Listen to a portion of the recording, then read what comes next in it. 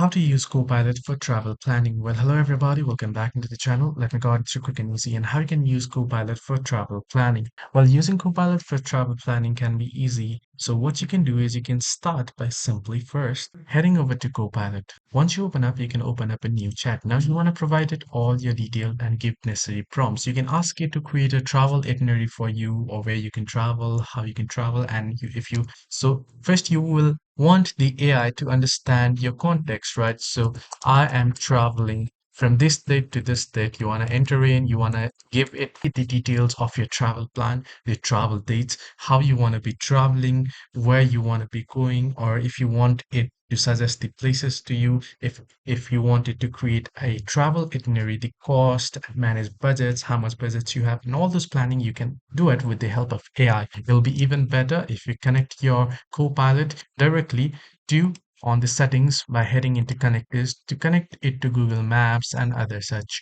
applications for easier planning and real-time data accessment. Hope this video was helpful. Do like and subscribe.